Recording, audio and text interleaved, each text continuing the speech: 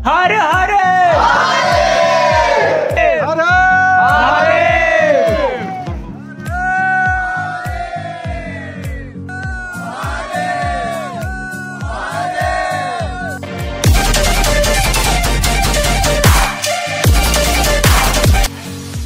Hello दोस्तों, trip to Kedarnath video के second part में आप सभी का बहुत बहुत स्वागत है। अभी जो है हम लोग सीतापुर से सोनप्रयाग जा रहे हैं, जो कि 1 किलोमीटर का वॉकिंग डिस्टेंस है। अगर आप लोग जानना चाहते हैं कि हम लोग जो है दिल्ली से सीतापुर तक कैसे आए और क्या क्या पैकिंग करनी जरूरी है केदारनाथ के लिए और क्या क्या रिक्वायरमेंट जरूरी है, कहाँ पे जाके हमको रजिस्ट्रेशन करवाना है, हम सीतापुर में एक रात के लिए कहाँ रुके, वो सब जो है मैंने फर्स्ट पार्ट में कवर किया है। अगर आप वो सब जानना चाहते हो तो प्लीज आई बटन में जाके आप पुरानी वीडियो को पहले देख लो, उसके बाद इस वीडियो को देखना। रात के करीब 3:30 बज रहे हैं और हम लोग जो है अभी सोनप्रयाग जा रहे हैं। सोनप्रयाग हम क्यों जा रहे हैं? सोनप्रयाग जाने का सिर्फ एक ही रीजन है कि सोनप्रयाग में जो आपने रजिस्ट्रेशन करवाया था इस वाली लिंक में जाकर, पिछली वीडियो में मैंने बताया था, तो वो जो है यहाँ पे चेकिंग होगा कि कितने लोग जो है एंटर हो रहे हैं केदारनाथ जाने के लिए, वो यहाँ पे चेकिंग होगा। और उसकी लाइन में अभी आपको दिखाऊंगा, बहुत ज्यादा लंबी लगती है इवन रात के 3:30 बजे। तो सोनप्रयाग हम लोग आ चुके, जैसे कि आप इस बोर्ड में देख सकते हैं, with lovely couple Puneet Surbhi. ये पिछले 15-16 साल से साथ है और आगे के 15 जन्म भी साथ रहने वाले हैं।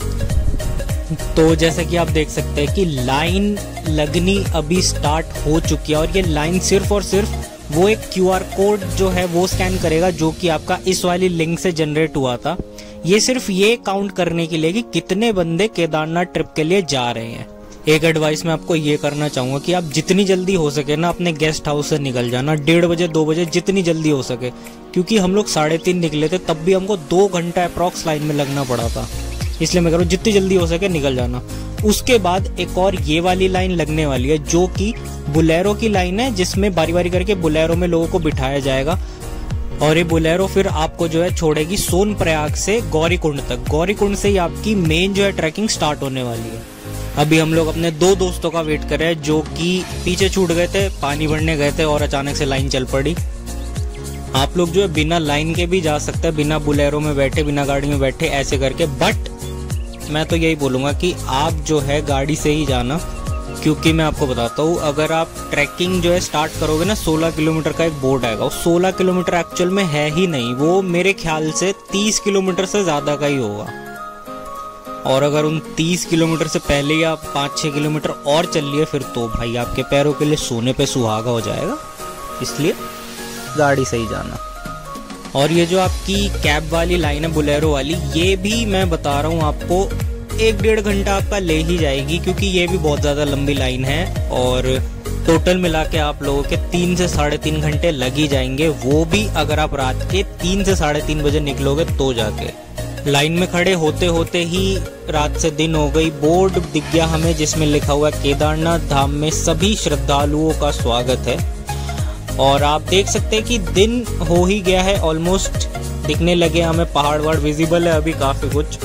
और फिर एक छोटा सा पुल आएगा, जिसके उधर अगर आप देख सकते हैं सारी बुलेरोस खड़ी है। मैं बुलेरो बार बार इसलिए कह रहा हूँ क्योंकि पहाड़ों में बुलेरो के अलावा मेरे को कोई गाड़ी दिखी ही नहीं।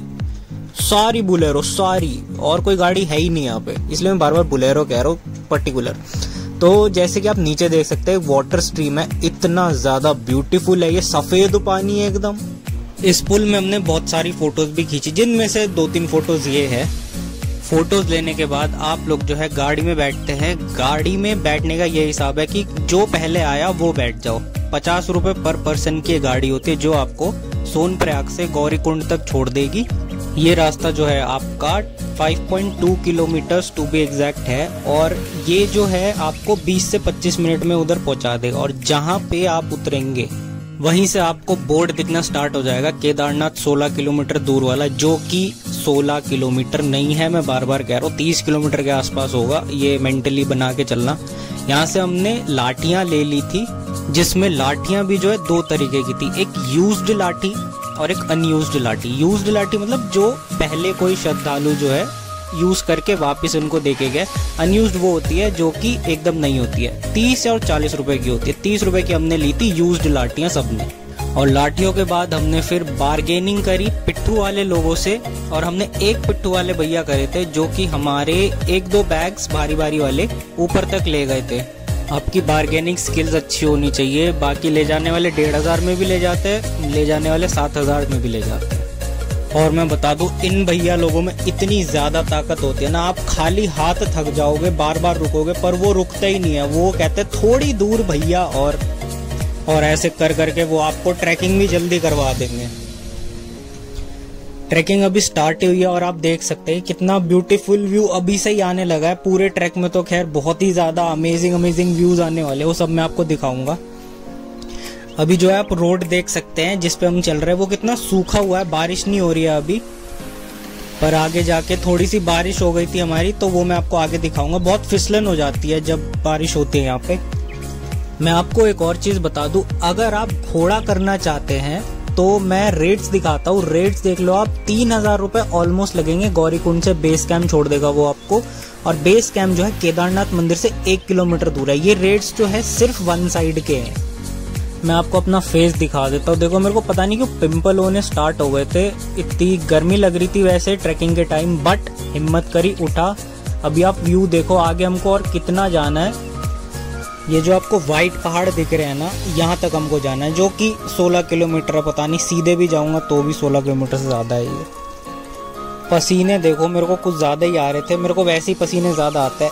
इसके लिए मैंने क्या किया, 1 गिलास नींबू पानी पिया। नींबू पानी मेरे को 40 रुपीज़ का पड़ा था। और आप जो है खीरे भी खा सकते हैं, ये भी 40 रुपीज़ पर पीस था। बाकी रास्ते में आपको ऐसे छोटे छोटे वाटरफॉल दिखने ही वाले हैं, ऐसे बहुत सारे मल्टीपल आने वाले हैं, तो व्यू आपका बहुत अच्छा रहने वाला है ट्रैकिंग के टाइम पे। बाकी इन द मीन टाइम मैं थोड़ी हिस्ट्री बता देता हूँ, क्योंकि मेरी कोई भी वीडियो बिना हिस्ट्री के नहीं होती। आई नो मैंने लास्ट वीडियो में भी हिस्ट्री बताई थी, मैं वही वाली क्लिप इसमें डालूंगा। ये उन लोगों के लिए होगी जो लोग दिल्ली से केदार नहीं जा रहे हैं, वो लोग की हिस्ट्री इस वीडियो में कवर हो जाएगी। ऐसे थोड़ा प्रिपेयर होके हम केदारनाथ मंदिर जाएंगे। तो स्टार्ट करते हैं। केदारनाथ जो है वो उत्तराखंड के रुद्रप्रयाग में पड़ता है। केदारनाथ के कपाट जो सिर्फ 6 महीने के लिए खुलते हैं, बाकी 6 महीने क्योंकि भारी बर्फबारी हो जाती है ना, इसलिए वो उसे बंद कर दिया जाता है। केदारनाथ का मंदिर जो है वो 85 फीट ऊंचा है, 187 फीट चौड़ा है, और इसकी दीवारें यकीन नहीं मानोगे 12 फीट चौड़ी है, जो कि बहुत ज्यादा होता है। ये मंदिर जो है 3600 मीटर ऊपर बनाया गया है सी लेवल से। एक वक्त था कि ये मंदिर जो है 400 साल तक बर्फ में ही दफन था। किसी को पता ही नहीं था कि यहाँ पे भगवान शिव का कोई मंदिर भी है। इस मंदिर का निर्माण जो है वो 1000 साल से भी पुराना बताया जाता है। इस मंदिर से रिलेटेड बहुत सारी कहानियां हैं, जिसमें से एक ये है कि केदारनाथ का मंदिर का निर्माण जो है वो पांडवों के वंशज जन्मेजय ने किया था। तो कोई ये कहता है कि इस मंदिर का निर्माण आदि शंकराचार्य ने 8वीं शताब्दी में किया था। कोई कहता है कि इस मंदिर का निर्माण 10वीं शताब्दी में राजा भोज ने करवाया था।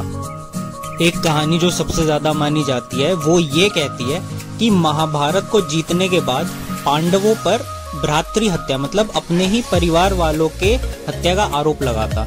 तो वो इस पाप से मुक्त होना चाहते थे, इसलिए वो भगवान शिव को ढूंढ रहे थे, क्योंकि वो देवों के देव है, वो ही इनको इस पाप से मुक्त करा सकते थे।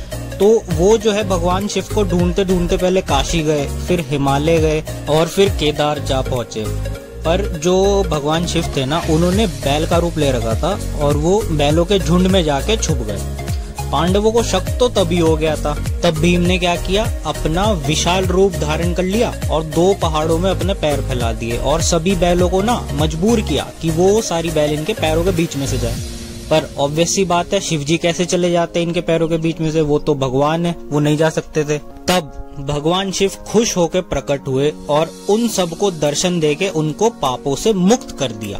उसी समय से भगवान शिव जो है बैल की पीठ की आकृति में पूजे जाते हैं केदार में, और तभी इस मंदिर का निर्माण हुआ।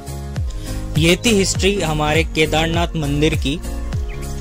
ट्रैक में सबसे जरूरी है कि ये जो घोड़े और खच्चर है ना, इनसे आपको बच के चलना है। ये बहुत ज्यादा, ये इंसानों से ज्यादा आपको दिखने वाले हैं। अगर आप इसके ऊपर बैठे तब तो बच के बैठना, और अगर आप इसके ऊपर नहीं बैठे तो इनसे बच के चलना। शूज की हालत आप देख लो, ऐसी हो चुकी है। ये मैंने कहा था ना, जब बारिश होगी तो ऐसे शूज हो जाएंगे आपके। आप जो भी शूज लेना, ग्रिप उसकी अच्छी होनी चाहिए, नहीं तो बहुत फिसलने वाले इस ट्रैक में। मैं ना सबसे बढ़िया आपको एक ओवरव्यू देता हूँ। देखो, आप गौरीकुंड से स्टार्ट करेंगे, फिर आएगा जंगल चिट्टी, फिर भीमबल्ली, फिर आएगा रामबाड़ा, छोटी लिंचोली, छानी camp, Rudra point, base camp और फिर केदारनाथ मंदिर। जितने भी किलोमीटर से दिख रहे हैं ना आपको, इसके ऑलमोस्ट डबल कर देना आप, क्योंकि ट्रैक काफी टायरिंग भी हो जाता है, इसलिए आप डबल मान के चलो। अभी जो आप स्क्रीन में देख रहे हैं, इस जगह का नाम है रामबाड़ा। ऐसा कहा जाता है कि अगर आप रामबाड़ा पहुंच गए, इसका मतलब कि आप जो है हाफ डिस्टेंस कवर कर चुके हो गौरीकुंड से केदारनाथ के बीच में। और फाइनली हमें अब जो है बर्फ दिखने लगी है। मैंने ऐसे कभी बर्फ आज तक देखी नहीं है, मैं बता रहा हूँ, ये मेरा फर्स्ट टाइम है कि मैंने बर्फ देखी है। हाँ, गिर नहीं रही बर्फ, बारिश हो रही है, बारिश की वजह से थोड़ी फिसलन बढ़ चुके हैं यहाँ पे। आप ध्यान से चलना है यहाँ पे। जब आपका बेस कैंप से 2 या 3 किलोमीटर दूर आप होगे ना, तो ये वाला रास्ता आएगा जिसमें आपके दोनों साइड बर्फ है और बीच से आपको चलना पड़ेगा। ये बहुत ही ज्यादा ब्यूटीफुल लगा मुझे। मैं आपको थोड़ा और दिखाता हूँ। देखो, मेरे इस साइड भी बर्फ, इस साइड भी बर्फ, और हाँ थोड़ी बारिश भी हो रही थी, इसलिए ये पोंचो पहनना पड़ा और मैं जादू बन के घूम रहा हूँ अभी फिलहाल तो। खैर, तो फाइनली गाइज अब हम ऊपर आ चुके हैं। अप्रॉक्स 10 से 11 घंटे हमें लगे पूरी ट्रैकिंग के दौरान। बहुत मुश्किलें आई बट हम चढ़ गए हैं। ये व्यू जो है बेस कैंप से है। बेस कैंप वो जगह है जहाँ पे आप रेस्ट करेंगे केदारनाथ मंदिर जाने से एक रात पहले। ये टेंट आप लोग जो है GMVN की वेबसाइट से कर सकते हैं, या आप यहाँ आके ऑफलाइन भी कर सकते हैं, बट मैं आपको एडवाइस करूंगा कि आप पहले से ही करके चलना GMVN की वेबसाइट से। वैसे टेंट इतना कुछ खास है नहीं, मैं आपको बता दूं 800 रुपीज इसकी कॉस्ट थी। नंदी कैंप हमारा था, हम लोग ऊपर जो है 2 रात रुके थे, तो 800 प्लस 800 1600 में पड़ा था। और हाँ, खाना इसमें कॉम्प्लीमेंट्री है। नेक्स्ट डे मॉर्निंग हम लोग उठे हैं, इतनी ज़्यादा थकान थी हमको, एकदम गिरते ही हम लोग सो गए, कुछ खाए पिए बिना ही। बहुत थोड़ा सा खाया था सबने। अभी दिन के करीब 6 बज रहे हैं और आप बिलीव नहीं करोगे, -2 डिग्री था इस वक्त जब मैं ये वाली वीडियो रिकॉर्ड कर रहा था। और यही वो टाइम है जब मैंने पहली वीडियो में बैग पैक करते हुए आपको बोला था कि इतने सारे कपड़े ले जाना ऊपर कि ठंड से बच जाओ आप। मैंने पापा की जैकेट अभी पहन रखी है और सच में ये इतनी गर्म है ना, इसी ने मेरे को ठंड में बचा के रखा है रात भर। ये जो हेलीकॉप्टर्स है ना, ये आपको सुबह 5 बजे से ही जगाना शुरू कर देंगे। इसकी आवाज़ इतनी तेज़ आती है क्योंकि आपके एकदम सामने चलता है ये हेलीकॉप्टर, तो इसके वजह से भी आप जल्दी उठ जाएंगे। आपका अलार्म क्लॉक का काम करने वाला है ये। अभी जो है सूरज की रोशनी पड़ने लगी है पहाड़ों में, मतलब जल्दी जल्दी यहाँ पे भी अब टेम्परेचर जो है बढ़ जाएगा। अभी फिलहाल तो 1 डिग्री सेल्सियस है यहाँ पे। मैं आपको ना यहाँ के वॉशरूम्स दिखा देता हूँ। देखो, नंदी बेस कैंप का यहाँ पे बोर्ड लगा है और यहाँ से आप थोड़ा ही नीचे जाएंगे ना, तो ये जो डीप वॉयलेट कलर के जो आपको छोटे छोटे टेंट्स दिख रहे हैं ना, ये एक्चुअल में वॉशरूम्स है। इतने भी सही नहीं है ये, बट काम चलाने के लिए ठीक है। और आपको और भी अच्छे वॉशरूम्स चाहिए तो आपको थोड़ा चलना पड़ेगा। ऐसे डब्बों वाले वॉशरूम भी है, बढ़िया वाले। और इन केस आपको नहाना है, जो कि नहाओगे मंदिर जाने से पहले, तो ये नहाने के लिए भी रूम्स है यहाँ पे। और फ्रेश होके सब अब हम लोग थोड़ी चाय वाय पी रहे हैं। वैसे खाने के ज़्यादा ऑप्शंस है नहीं यहाँ पे, एक्सपेक्ट मत करना, पर चाय वाय तो आप पी ही सकते हैं। आपको ना हर 2 या 3 मिनट में एक ना एक हेलीकॉप्टर यहाँ पे जाता हुआ दिख जाएगा और आता हुआ दिख जाएगा, एकदम आपके सर के ऊपर से जाता है ये। फाइनली गाइज हम लोग अब केदारनाथ मंदिर के लिए निकल पड़े हैं। 1 किलोमीटर का ये और ट्रैक हमारा बचा है और 1 किलोमीटर के बाद दर्शन होने वाले हैं भोले बाबा के। रुका नहीं जा रहा, सही बता रहा हूँ। अब आ रहा है कि जल्दी से मंदिर आ जाए, जल्दी से दर्शन हो जाए बाबा के। ये वो जगह है जहाँ पे हेलीकॉप्टर्स लैंड करते हैं। जो केदारनाथ के लिए आना चाहते हैं हेलीकॉप्टर से, वो ऐसे आ सकते हैं। और ये जगह 400 मीटर दूर है आपके केदारनाथ मंदिर से। मैं बता दूं 8000 रुपये लगेंगे अगर आप हेलीकॉप्टर से आना चाहोगे तो, एक बंदे के। और आपका जो है लगेज भी जो है 2 kg से ज़्यादा नहीं होना चाहिए। और तीसरी चीज़ जो है कि आपकी जो है ना 3-3 महीने की वेटिंग जाती है इसमें। हमें तो जल्दी जाना था बाबा के दर्शन करने, इसलिए हमने हेलीकॉप्टर नहीं करा। और दूसरा रीज़न पैसे भी नहीं थे। मैं आपको एक और डिटेल देना चाहूंगा कि जो QR कोड नीचे आपने सोनप्रयाग में स्कैन करवाया था ना, वो चीज वापस से यहाँ केदारनाथ मंदिर एंटर होने से पहले आपका स्कैन होता है। वो चीज ये देखने के लिए होती है कि कितने बंदे नीचे से आए थे और कितने बंदे ऊपर पहुंचे हैं। जिस दिन हम लोग दर्शन करने गए थे ना, उस दिन मौसम भी इतना ज्यादा औसम हो रहा था ना, मैं आपको दिखा ही सकता हूँ, मैं बता नहीं सकता। आप देखो खुद, इतना बढ़िया मौसम हो रहा है।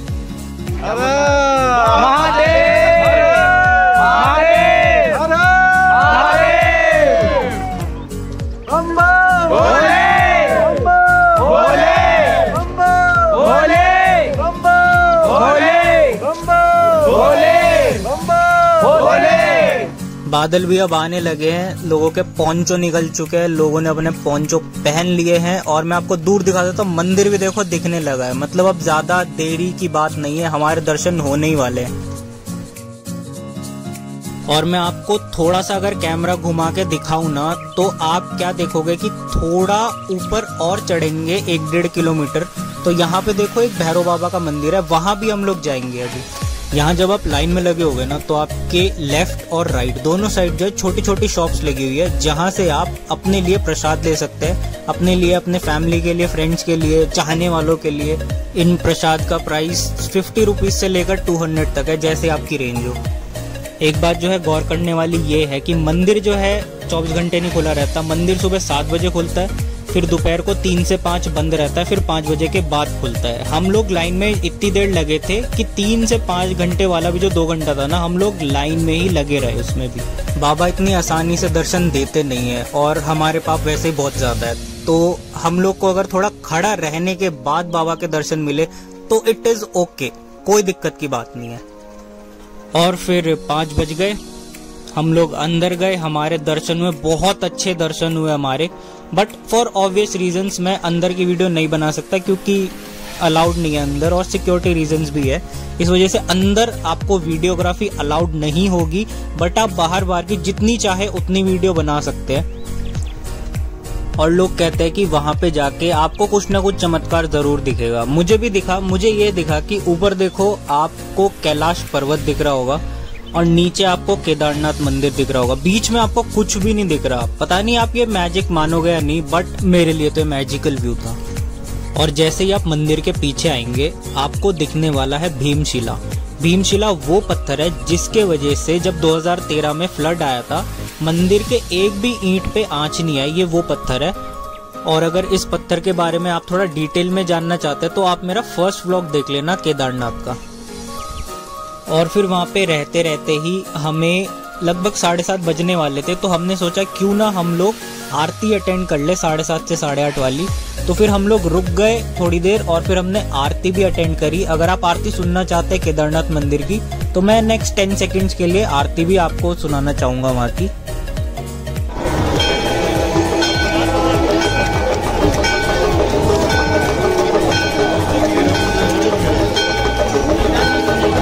बहुत ही ज्यादा सुकून वाला माहौल होता है, एकदम एनर्जाइज हो जाते हो आप आरती सुनने के बाद केदारनाथ मंदिर की। और फिर मंदिर से निकलकर हम लोग जा रहे हैं अब श्री भैरव मंदिर की तरफ। अब देखो, ऐसा कहा जाता है कि अगर आप केदारनाथ मंदिर तक आ गए और आप भैरव मंदिर नहीं गए तो आपकी यात्रा कहीं ना कहीं अधूरी रह जाएगी। इसलिए हम 14 के 14 बंदे जितने भी लोग गए थे, हम सारे जो है भैरव मंदिर की तरफ चल पड़े। अभी रात बहुत ज्यादा हो रही है, मतलब यहाँ के हिसाब से तो बहुत ज्यादा है, 9:30 लगभग बज रहे हैं अभी। अंधेरा बहुत ज्यादा हो रहा है और रात में तो और भी ज्यादा ब्यूटीफुल लगती है ये जगह, लाइटें लाइटें हर जगह आप देखो। और भैरव मंदिर जो है मैं आपको बता दूं, ये ज्यादा नहीं है, 1 से 1.5 किलोमीटर भी हार्डली है। और इसको चढ़ने के लिए आपको मुश्किल से मुश्किल 15 से 20 मिनट ही लगने वाले, उससे ज्यादा नहीं लगेंगे। और अगर क्विकली मैं आपको ये दिखाना चाहूँ कि भैरव मंदिर से केदारनाथ मंदिर कैसा दिखता है, तो वो आप अभी देखो। ये देखो, अभी मैं जूम करता हूँ यहाँ पे, ये देखो, ये केदारनाथ मंदिर है। भैरव मंदिर से कितना ज्यादा बढ़िया ब्यूटीफुल व्यू आता है यहाँ से। बस अब भैरव मंदिर के बाद जो है हमारा पूरा केदारनाथ आना सफल हुआ। हम लोग अभी जो है अपने टेंट में जा रहे हैं, एक रात हम और बिताएंगे। मैंने जैसे पहले बोला था कि हम लोग 2 दिन रुके थे टेंट में, और एंड में मैं आपको ये भी बताऊंगा कि टोटल मेरा खर्चा कितना पड़ा, एक बंदे का कितना खर्चा पड़ा वो भी मैं आपको बताऊंगा। सुबह हो चुकी है, हम सब ने 3-3.5 घंटे की नींद मारी और अब हम लोग जो है दिल्ली वापस जा रहे हैं। और डोंट वरी, मैं जाने की वीडियो नहीं बनाऊंगा, नहीं तो वीडियो बहुत बोरिंग हो जाएगी। टोटल हमारा जो है 4 दिन का ये सफर रहा। तो बात करते हैं अब कि टोटल खर्चे कितने हुए। देखो लास्ट वीडियो तक जो है 1650 का खर्चा हो चुका था। अब 1650 के बाद जो है मैंने पोंचो और लाठी खरीदी, दोनों मिला के 150 रुपीज़ पड़े थे मुझे। फिर जब आप थोड़े आगे गए थे आपको जो 50 रुपीज़ का जो है बुलेरो करना पड़ा था, जो कि सोनप्रयाग से आपको गौरीकुंड छोड़ा था जिसने। फिर उसके बाद जो है पिट्ठू किया था हमने, जो कि 500 रुपये मेरा हिस्सा पड़ा था। फिर ऊपर जाके हम लोगों ने जो है 1600 रुपये का टेंट किया था, 800 और 800 रुपये 2 दिन के। और उसके बाद जो है फिर हमने गौरीकुंड से सोनप्रयाग का जो है बुलेरो करी, जो कि 50 रुपीज़ पर पर्सन थी। और उसके बाद जो है हमने हरिद्वार के लिए जो है एक बुलेरो करी थी, 900 रुपये उसमें मेरा हिस्सा पड़ा था। और फिर उसके बाद जो है हमने हरिद्वार से दिल्ली के लिए एक बस करी, जो कि 570 का था बस स्टैंड से लेकर। और अगर बात करें खाने की तो मैं टोटली एक साथ जोड़ देता हूँ 2 से 2500। मैं 2500 भी मान के चल रहा हूँ कि एक बंदा खा गया होगा। अगर आप 4 दिन के हिसाब से देखेंगे ना तो 2500 बहुत ही कम है। 625 रुपये का तो एक दिन में आप खा ही जाओगे। और फिर दिल्ली आने के बाद जो है मैंने एक ऑटो रिक्शा करी थी, जिसका मुझे 300 रुपीज़ पड़ा था, जो कि दिल्ली में कश्मीरी गेट से मेरे घर तक का किराया पड़ता है।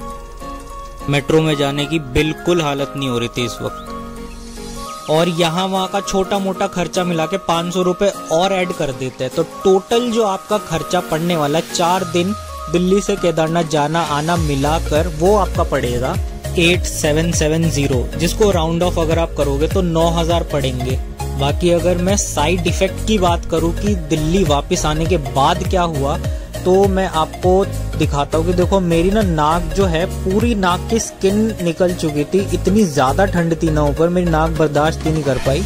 नाक के ऊपर की स्किन पूरी फट गई थी मेरी। तो बस फिर दोस्तों ये थी संपूर्ण जानकारी दिल्ली से केदारनाथ, केदारनाथ से वापस दिल्ली, केदारनाथ की पूरी हिस्ट्री बताई मैंने आपको। अगर आपको वीडियो अच्छी लगी, अगर आप यहाँ तक पहुँच चुके तो ऑब्वियसली आपको अच्छी लगी होगी। प्लीज़ एक लाइक कर देना, सब्सक्राइब भी कर देना और ये वीडियो उन लोगों के साथ शेयर करो जो केदारनाथ जाना चाहते हैं। मिडिल क्लास फैमिली से है, केदारनाथ जाना चाहते हैं, थोड़ा सा बजट है तो ऑब्वियसली आप जा सकते हैं। हम लोग भी होके आ गए, आप भी प्लीज जाइए। वहाँ पे जो है सुकून इतना आपको मिलेगा ना, मैं बता नहीं सकता। अब मिलते हैं नए व्लॉग में और तब तक के लिए आप लोग अपना ख्याल रखना।